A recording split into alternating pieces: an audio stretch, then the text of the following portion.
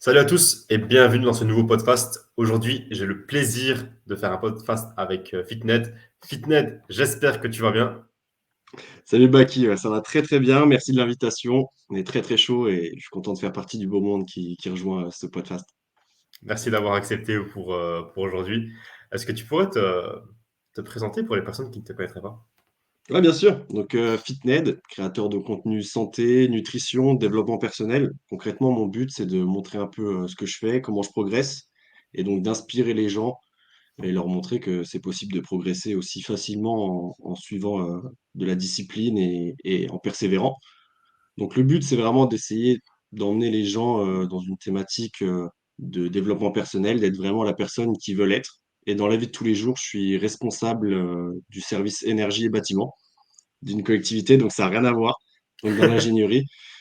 Et du coup, on retrouve la partie discipline, management, qui peut me permettre d'aider aussi les gens et de les comprendre. Mhm. Donc, on va dire que ces deux milieux-là se lient un petit peu, on va dire, vu que tu peux quand même mettre en place les deux en même temps, quoi. Ouais, en fait, de manière générale, hein, tu peux retrouver toutes les problématiques et tout ce qui peut t'aider dans le sport, dans la vie de tous les jours, hein. Tout ce qui est planification, discipline, ça, c'est des choses que tu retrouveras dans ton travail et que tu retrouves dans la vie de tous les jours, que ce soit entrepreneur ou salarié. Mhm. Et d'où est venue cette idée de créer ton compte Twitter pour se baser uniquement sur la productivité, sur la santé, sur la remise en forme? Ah, c'est une bonne question. J'étais dans une période un peu sombre où j'avais plus trop de motivation et j'étais persuadé que la motivation, c'est ce qu'il fallait pour faire du sport et ce qu'il fallait pour progresser.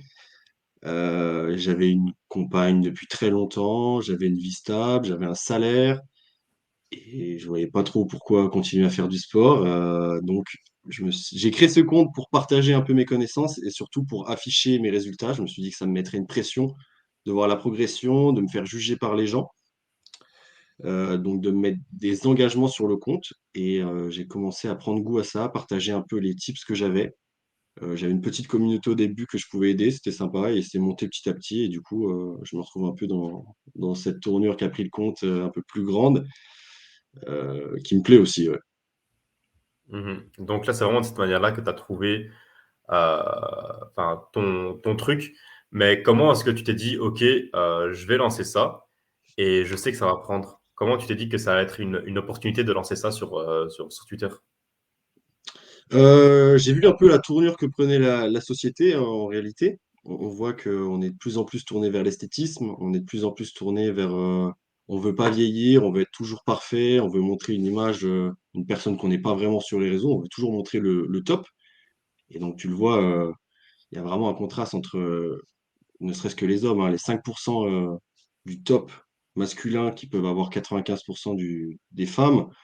Et donc, voilà, je savais qu'il y avait un créneau à prendre, aider les gens, les faire se sentir mieux dans leur vie. C'est aussi quelque chose qui est très important pour moi parce que aller travailler pour un boss et lui faire rentrer de l'argent, ça m'intéresse pas tant que ça. Changer des vies, c'est bien plus intéressant. Et donc, je savais que ça prendrait parce qu'il y a une forte demande dans le secteur. Et Twitter, c'était un marché qui n'était pas encore trop attaqué à l'époque.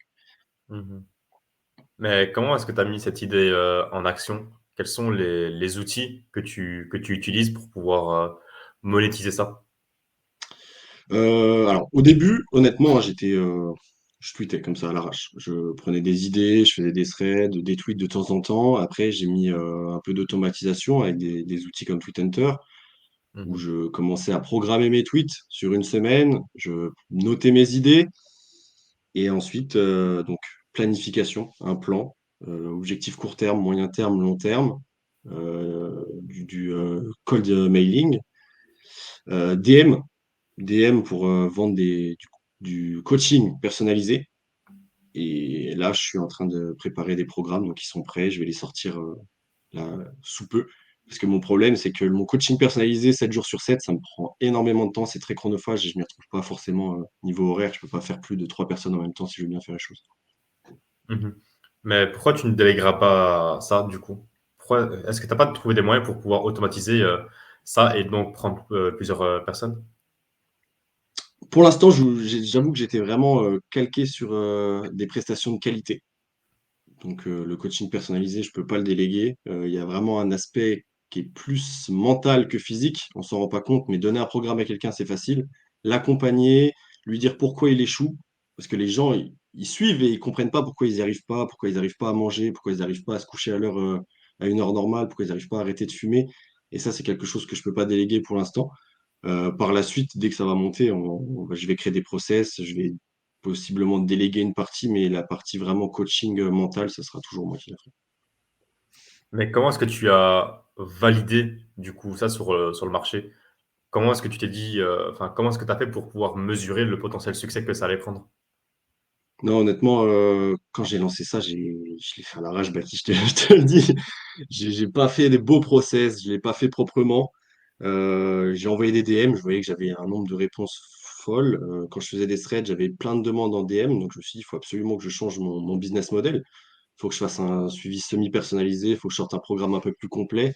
Ça collait pas forcément avec mes ambitions, mais faut s'adapter à son audience aussi, hein.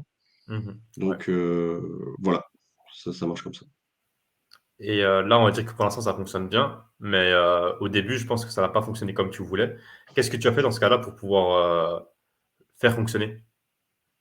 J'ai vraiment, j'ai itéré, j'ai testé plusieurs thématiques, j'ai testé plusieurs formulations, j'ai testé plusieurs moyens de le vendre. J'ai vraiment fait de l'empirisme pur et dur, hein. J'ai testé tout ce qui marchait, tout ce qui marchait pas, jusqu'à trouver la bonne solution. C'est pas toujours le plus logique, c'est du force brute, hein, mais c'est comme ça que j'ai fonctionné. J'avoue que vraiment, quand j'ai lancé le compte, j'avais pas d'idée de monétisation folle à la base, hein. J'étais vraiment venu pour aider. Et ensuite, voilà, tu te remets en question, tu te dis que le salariat, c'est peut-être pas la folie, que tu as envie de plus, tu as envie de choses plus vertueuses, tu as envie d'aider, tu as envie de changer des vies, et tu as envie de vivre de ça. Donc, tu fais évoluer ton business model après. Mmh. Et pour les personnes qui, aimeraient, reprendre leur vie en main, qu'est-ce que tu pourrais leur conseiller pour pouvoir, s'élever? Ouais. Alors là, la première partie, c'est une introspection. Je l'ai vécu malgré moi. On a tous vécu le Covid. Pour te faire un peu storytelling, j'ai été plongé à fond dans les études. Donc, j'ai baigné dans les études jusqu'à la terminale où j'étais assez talentueux. J'ai fait une classe préparatoire où j'ai connu ce qu'était la discipline et l'échec. J'avais aucune méthode de travail et j'ai bien compris que tu pouvais mettre tous les efforts que tu voulais. La quantité, ça valait pas la qualité. Donc ensuite, je suis allé en école d'ingénieur.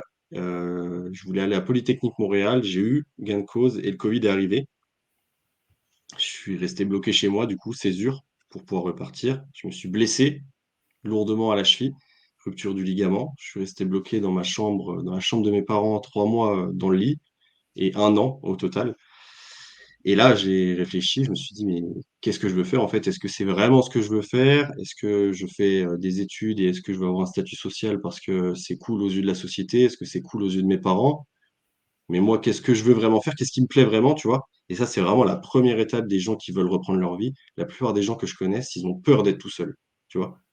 Dès Mmh. qu'ils vont être tout seuls à la maison, ils vont aller voir des amis, ils vont se connecter à la console, ils vont appeler quelqu'un et ils ont peur d'être solo parce qu'ils savent que au fond de leur crâne, il y a des choses auxquelles il faut se confronter, tu vois? Il y a des traumatismes. N'hésite pas à aller voir des psys, des choses comme ça. C'est pas des mots tabous. Je l'ai fait, c'est pas tabou et ça te permet vraiment de progresser 10 fois plus vite. Ça s'appelle la crise de la quarantaine, en fait, mais tu l'as fait à 20 ans. Donc il y a vraiment une partie introspection et après tu as toute la planification. Il faut te mettre des objectifs. Pourquoi tu te réveilles? Si tu as pas la question à ça, c'est complexe. Pourquoi tu te réveilles tous les matins? Si t'as pas la réponse, tu vas flemmarder. Tu vas rester au lit sur ton iPhone, tu vas être jusqu'à 11 heures, tu vas te coucher tard, tu vas fumer des gros joints, tu vois. Je l'ai fait aussi, donc je le sais. Et comprendre ce qu'est la discipline, en fait. Tu peux pas être motivé à vie, mais tu peux être discipliné à vie. Si t'as un daron, tu vas devoir aller chercher ton gosse tous les soirs à la crèche. Tu le fais. T'as pas le choix, en fait. T'as pas le choix. Si tu es salarié, tu vas devoir aller au boulot tous les jours. T'as pas le choix parce qu'il te faut ton argent. Bah là, c'est pareil. Moi, ce que j'utilise, c'est les réseaux. J'annonce à tout le monde, voilà, je vais faire ça. Je vais peser 80 kilos, je vais faire 10K par mois. Si je le fais pas, je me retrouve bloqué à mon propre jeu, tu vois. Donc, ça me motive, ça m'oblige à le faire. Et après, tout ce qui est une habitude, c'est simple. Le daron, il se pose pas la question. Il se dit, bah, de toute façon, c'est ce que je fais tous les jours. Donc, il n'y a pas de problème. Donc, vraiment planifier, être discipliné et être intelligent, en fait. Plus tu travailles intelligemment et plus tu y arrives facilement. Et après, il y a toutes les parties santé, sommeil, etc. Mais pour moi, ça, c'est Il faut déjà avoir ton plan. Si tu as une Ferrari, mais que tu n'as aucun plan, tu n'iras jamais à la ville. Tu sais pas où tu vas, tu vois. Mais si Mhm. tu as une Twingo et que tu as un bon plan, tu y arriveras beaucoup plus lentement, mais tu y arriveras. Mais Donc il y a vraiment justement, ce délire. en parlant de plan, est-ce que tu aurais un petit plan d'action à donner à toutes les personnes qui pourraient regarder cette vidéo, qui seraient intéressées par ça? Ouais, ouais, comme ça, je te dirais déjà, posez-vous la question. Pourquoi, qui vous voulez être, qui vous voulez raconter que vous serez plus tard à vos enfants, qui j'étais. Est-ce que tu as des regrets à l'heure actuelle? Si tu en as, ça te coûte plus cher d'avoir des regrets par la suite que de faire l'effort de faire ce que tu as envie de faire. Pose-toi la question pourquoi tu te réveilles, pourquoi tu te couches. Si t'as pas cette réponse, tu vas juste passer à côté de ta vie en fait. À 50 ans, tu vas être là, tu vas dire ouais, je rêverais d'être jeune, j'aurais pas dû travailler autant. J'ai la chance de travailler au sein de mon entreprise avec des gens qui ont 50, 60 ans parce qu'ils sont responsables et c'est toujours le même discours. Ils ont plein de regrets, les mecs. Ils sont passés à côté de leurs rêves en fait. Donc ayez des rêves, mettez-les sur un papier, ça devient un objectif et bougez-vous. Et après, prenez strate par strate un par un, les choses que vous devez améliorer, le sommeil. Si vous n'êtes pas en forme, si vous n'avez pas bien dormi, vous allez avoir une- ça va être tellement plus dur de bosser, ça va être tellement plus dur d'être motivé. Mangez bien, tout ça, c'est des cercles vertueux. Quand tu manges bien, tu as envie de faire du sport. Quand tu fais du sport, tu es détendu, tu es moins en colère, tu as envie de bosser. Tu es vraiment dans un cercle vertueux Ouais, et chaque jour, tu vas te coucher fier de toi. Si tu te couches fier de toi, ta vie, tu peux pas la rater. C'est très simple, Baki. ouais, ouais. Mais là, on va dire que pour toi, tout va bien. Quelle est l'étape suivante pour pouvoir scaler? Ouais. Alors, pour moi, tout va bien, oui, mais en vrai, j'ai pas sorti beaucoup d'argent de Twitter par rapport au temps que j'ai investi. Je t'ai dit, le coaching perso, c'est très chronophage. C'est super enrichissant d'un point de vue humain parce qu'on parle avec les gens, parce que ils te le rendent bien. Tu as l'impression d'avoir changé leur vie, mais niveau argent, auto horaire, c'est ridicule. C'est ridicule. Mhm. Donc là, la prochaine étape, c'est vraiment d'aller chercher des mails, d'aller chercher des leads qualifiés, de vendre mes programmes en semi donc avec du reporting moins récurrent, peut-être une fois par semaine, et ensuite de développer des process pour être le plus automatisé possible, des tableaux, etc. Et par la suite, franchement, j'ai envie de te dire, on verra, mais le plan, c'est vraiment de voir si ça fonctionne, et si ça fonctionne, on va automatiser ça. Mhm. Ouais. Quand est-ce que tu comptes passer au projet suivant? Quand je considérerais que je peux déléguer celui-là. C'est-à-dire qu'il faudra qu'il ait assez bien marché, que j'ai un petit budget pour commencer à attaquer un vrai projet. Moi, j'ai vraiment une pensée en arborescence, c'est-à-dire que j'ai envie de tout faire en même temps. Ça, c'est un truc, moi, ça marche pas. J'ai besoin Mhm. d'être concentré, j'ai besoin d'être focus. Je passe déjà au moins 45 heures, 40, 45 heures au boulot. Tu peux pas attaquer trois quatre projets à côté. Je pense que le prochain gros projet, c'est vraiment de quitter l'emploi et de m'attaquer à 100% dans le coaching et après développer d'autres business. On est avant tout des entrepreneurs dans l'âme, hein. Quand tu fais du développement personnel, voilà, je suis passé par plusieurs étapes. J'ai mon fonds de crypto à côté, j'ai fait de l'achat-revente, on a essayé des trucs. Le but, c'est d'être le plus libre possible, hein, donc c'est ça. Non, non, on est tous passés par là. On a tous essayé vraiment plein de business jusqu'à ce qu'on puisse trouver la chose qui nous convient et qui nous plaît. Mais Totalement. pour toi, c'est quoi ton ambition d'ici 1 an, voire 5 ans? Genre, quel est ton objectif? Ouais, le goal, c'est vraiment, vraiment être libre, hein, financièrement. Déjà être libre de la pression du salariat, se lever tous les jours, être forcé à se lever, c'est complexe. Quand je suis en vacances, je me lève à 6, 7 heures pour bosser, je suis content, tu vois. Quand je me lève pour mon emploi, c'est plus complexe. Donc d'ici 1 an, je dirais réussir à devenir un peu plus libre financièrement pour vivre de mes activités. Et d'ici 5 ans, mettre la daronne à l'abri, hein, être riche. Quand je dis riche, c'est toute proportion gardée, mais vraiment commencer à monter des business, scaler des choses très proprement et pouvoir en vivre et aider au maximum mes proches parce que moi, c'est ce qui m'intéresse, tu vois, rendre un peu la monnaie de la pièce à ma mère qui m'a élevé solo. Mhm. Où est-ce qu'on pourrait te retrouver sur les réseaux? Tu peux me retrouver sur Twitter, donc fitned-du-8. Je sais pas c'est qui m'a volé le nom original, mais je le retrouverai. Euh, Après, je pense que je vais attaquer un peu le segment TikTok pour montrer un peu plus ce que je fais dans la vie, être plus inspirant. Pour te dire, c'est la première fois que je montre mon visage en un an, même en 2 ans. Donc là, on lance un nouvel arc aussi sur Twitter. On va montrer un peu plus ce qu'on fait dans la vie, être plus inspirant et essayer d'être beaucoup plus transparent parce que je vois que voilà, on a besoin créer une proximité avec son audience aussi Ouais, exactement, ouais. Parce qu'en vrai, se cacher derrière une TP, ouais, il y a quand même cette différence que tu as avec d'autres personnes qui totalement. montent directement leur tête. Ça fait Ouais, c'est clair. plus crédible de montrer sa tête que de ne pas la montrer tout court. Ah, puis c'est plus transparent. Voilà, comme je l'ai dit, vous pouvez me retrouver chaque été. Déjà, je fais des défis sportifs. Donc, GR20. Là, je suis parti en vélo. Nantes-Bordeaux en vélo.